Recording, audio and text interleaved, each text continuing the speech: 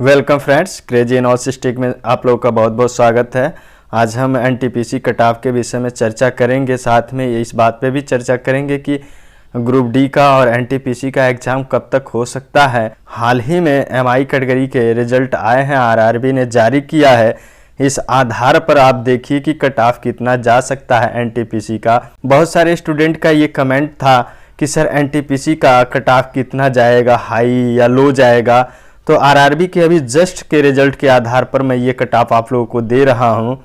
तो चलिए वीडियो को स्टार्ट करते हैं, वीडियो के अंत तक बने रहिएगा। चलिए देखते हैं आरआरबी भोपाल का जो रिजल्ट रहा है। जूनियर स्टेनोग्राफर हिंदी का कटऑफ अनरिजर्व कैटेगरी में है 118.66, एसटी में है 64, ओबीसी में है 105.33।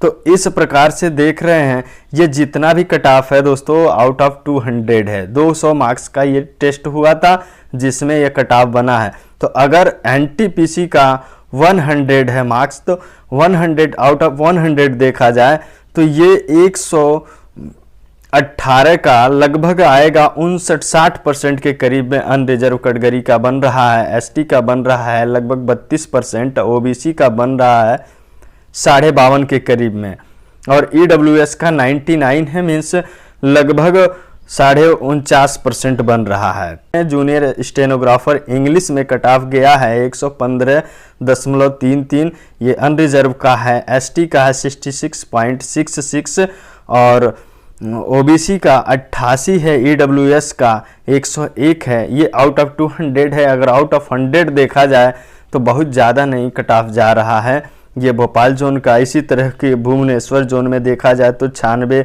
गया है अनरिजर्व, एससी का 62 गया है, एसटी का 54 गया है और ओबीसी का 62.66 गया है, ईडब्ल्यूएस का 90 गया है। ये आउट ऑफ 200 है। अगर 100 में देखा जाए तो अनरिजर्व का 96 का, अगर 100 आउट ऑफ 100 देखा जाए तो ये हो जाएगा आपका 48 पॉइंट समथिंग होगा अनरिजर्व का कटऑफ, और एससी का देखा जाए आउट ऑफ 100 देखा जाए तो 31% होगा, और एसटी का देखा जाए तो 54.66 है। आउट ऑफ 100 देखा जाए तो ये हो जाएगा आपका 27 मार्क्स हो जाएंगे, 27-28 मार्क्स के करीब में होंगे आउट ऑफ 100 देखा जाए तो। इसमें हो क्या रहा है दोस्तों कि आउट ऑफ 100 मार्क्स काफ़ी कम है और ये परफेक्टली रिजल्ट है, न कि कोई एक्सपेक्टेड कटऑफ है। तो ये जो अभी जस्ट में रिजल्ट आया है आरआरबी का, इससे साफ जाहिर होता है कि आरआरबी का कटऑफ ज़्यादा नहीं जाना है बल्कि कम ही जाएगा इस बार एनटीपीसी में। और इसमें देखिए जितने भी स्टूडेंट हैं उसमें 10 टाइम स्टूडेंट को ही स्किल टेस्ट के लिए लिया गया है, जबकि एनटीपीसी में 20 गुना स्टूडेंट को सीबीटी 2 के लिए लिया जाएगा। अब आप सोचिए कि अगर 10 गुना स्टूडेंट के लिए कटऑफ इतना जा रहा है, तो जब 20 गुना स्टूडेंट को एनटीपीसी में सेलेक्ट किया जाएगा तो कटऑफ कितना हाई जाने की संभावना है।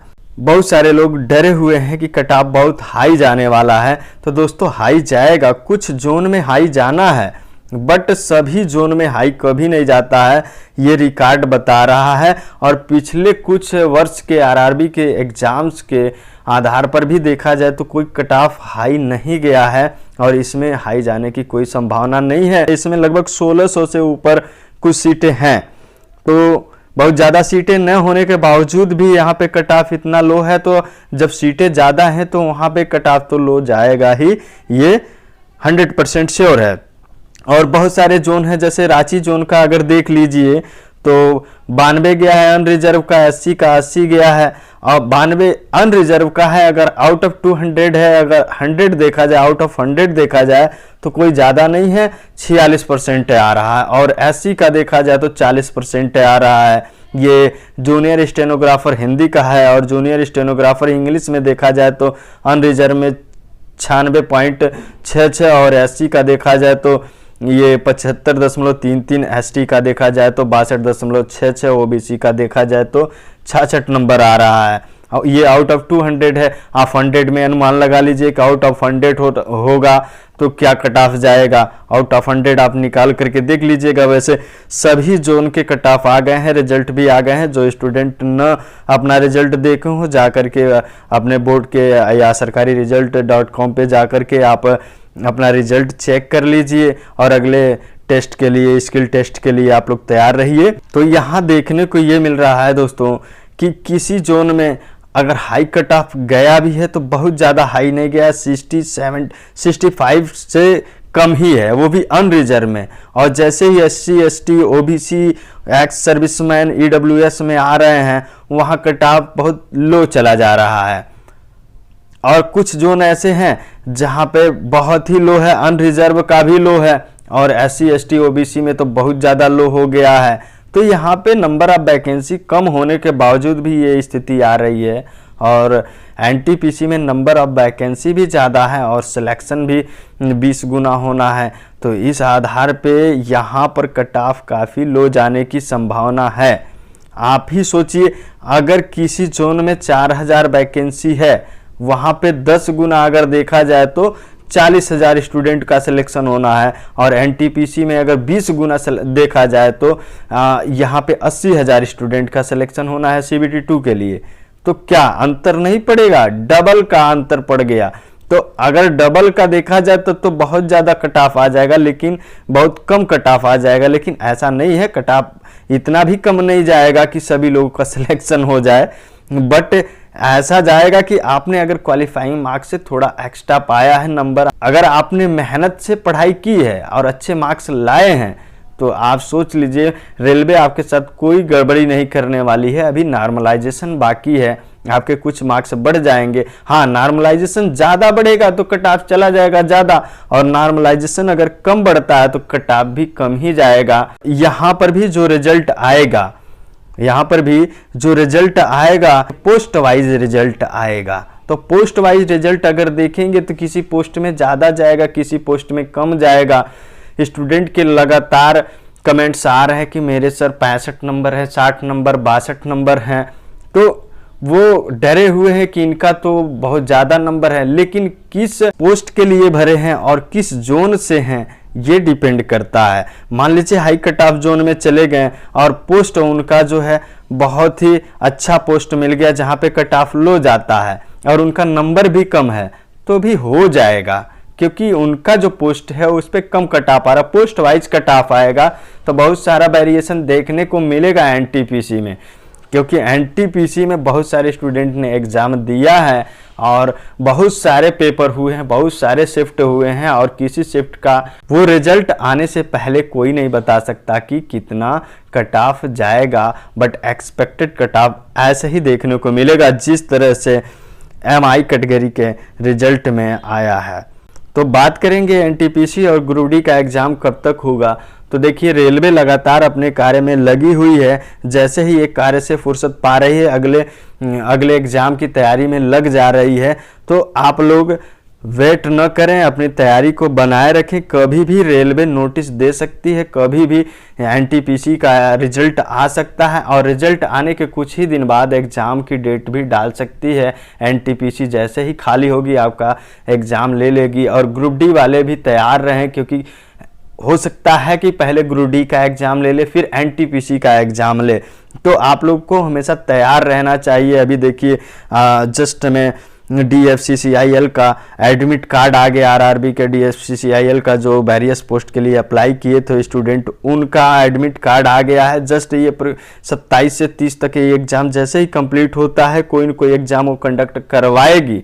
इसलिए आप लोग तैयार रहिए, जब RRB नोटिस देगी उस टाइम, उसके बाद आपके पास समय नहीं बचेगा।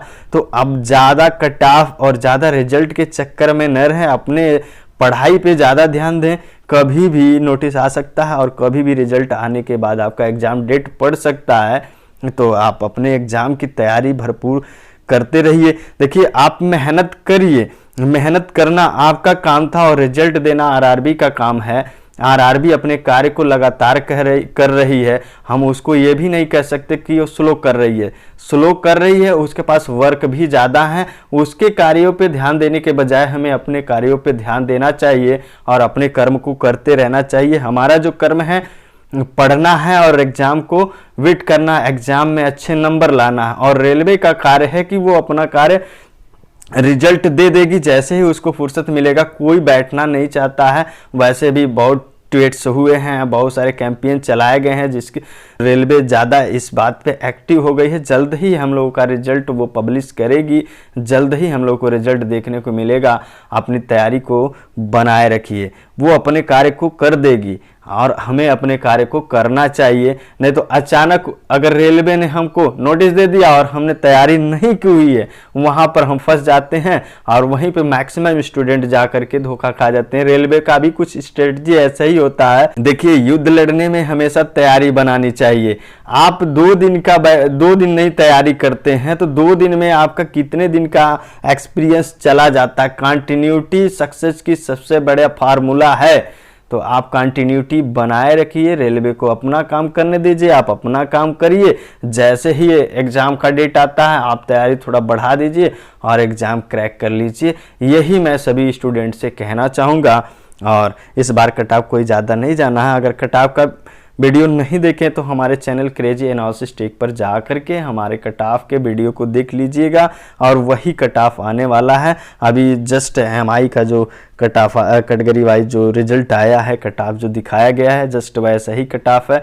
बहुत ज़्यादा हाई नहीं जाना है। अभी CBT 2 है, फिर स्किल टेस्ट है, तमाम चीज़ें हैं जिसके आधार पर देखा जाए तो कोई बहुत ज़्यादा कट ऑफ नहीं जाना है। आप लोग घबराने की कोई ज़रूरत नहीं है। अगर नहीं भी हुआ तो देखिए, मैं बार बार यही बात कहता हूँ कि अगर इसमें नहीं भी हुआ तो आपके पास अगला ग्रुप डी का टारगेट है। आपको हताश, निराश, उदास नहीं होना है, बल्कि अगले टारगेट के लिए फाइट करना। और कुछ लोग ऐसे ऊट पटांग कमेंट कर रहे हैं, मैं उनसे रिक्वेस्ट करना चाहूँगा कि देखिए, हम लोग जो भी प्रयास करते हैं कि आपको बेहतर से बेहतर नॉलेज दें और बेहतर से बेहतर कोई भी इंफॉर्मेशन आपको दें। मेन मोटो है आप लोगों को अच्छा नॉलेज दे पाऊँ, इसलिए मैं यूट्यूब के माध्यम से आप लोगों को एजुकेशन देने का प्रयास कर रहा हूँ। कोई मेरा व्यू से कोई लेना देना नहीं है।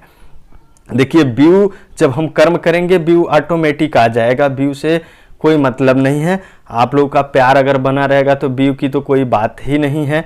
फिलहाल आप लोग से रिक्वेस्ट है कि अपने तैयारी पे ध्यान दीजिए, ज़्यादा किसी फालतू अफवाहों पे ध्यान न दीजिए। तैयारी जितना हो सके उतना ज़्यादा मेहनत करिए। यही सबसे बड़ा सक्सेस का फार्मूला। मेहनत के आगे कुछ भी छोटा पड़ जाता है। आपको मेहनत करने की आवश्यकता है।